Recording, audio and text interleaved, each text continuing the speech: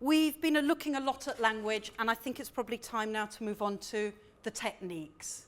And I think apart from giving your students 300 practice tests, I think there are other things we can do. Once again, I went back to Cambridge ESSL and I asked, well, what advice have you got? I think this is quite important, actually. And I was thinking about, imagine you were doing your driving test. You're doing a driving test, and suddenly the examiner says to you, now I'd like you to do a turn, a three-point turn, a turn in the road. Imagine if you had never done one in your life, you couldn't do it. And I think this is a problem, that we need to show the students what they have to do, or they can't do it. Okay. How many times have you said that to your students? I think instructions, they don't read them.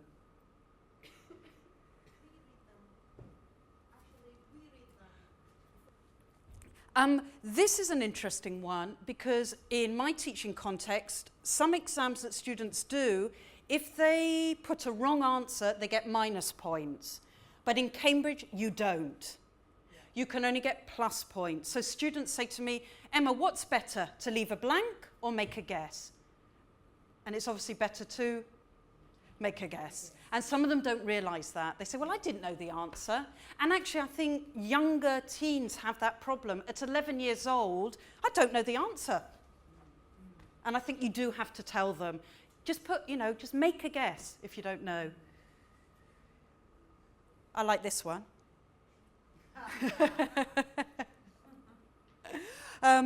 Try telling somebody that before their driving test, before they appear on stage, or before they give a talk at an IATEFL conference.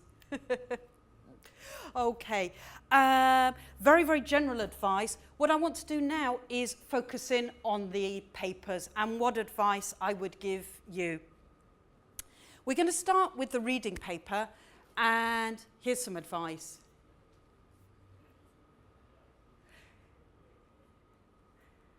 Okay, you might not have come across the word spotting.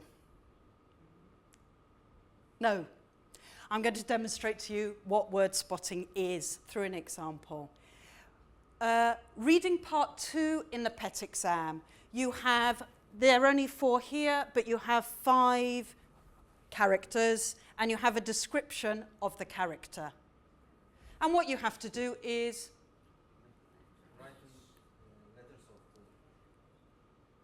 you match them to what?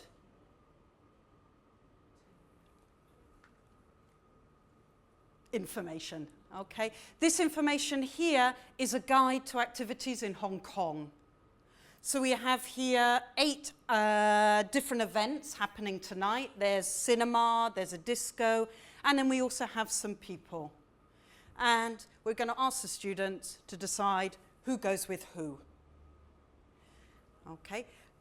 Let's focus on the family, this first family. Okay. What I would probably do with my students is ask them to look at the pictures. Look at the pictures. What can you see? What is it? Okay. Who are these two? Okay. And mum and dad have got 2 children. Okay. What I'm doing is just preparing them before they read.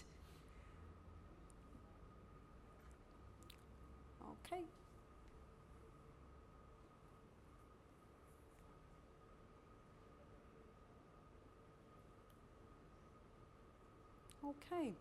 I would ask my students then to read this very carefully, perhaps to just to check they know who are Marta, who's Artie. There might be some vocabulary I might explain with them. The next thing I'd ask them to do is to...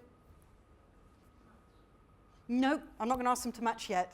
I'm going to ask them to underline what? Everything. That's it. Now, generally, in one of these little texts, there are 3 pieces of important information. It might be 4, it might be more, but generally, the ballpark number is 3. What would you underline? Think about it for about 10 seconds, and then I'll show you what I underlined.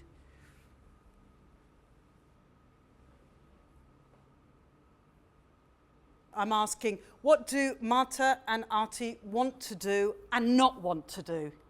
Yes. Okay. Do you agree with the things I've underlined? Yeah? Okay. So I asked my students to do that. We explained again, we looked at we highlighted what they all wanted, what they didn't want. And my students all said, this is the correct answer.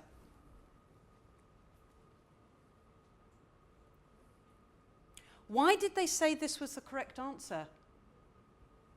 My students have just seen the word reggae here, they've seen the word reggae there, and they've matched it. And this is called word spotting. So there's a new word for you.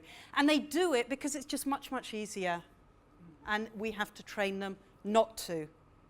And the way you do it is you show them wrong answers and explain why, and then encourage them to find other examples of word spotting.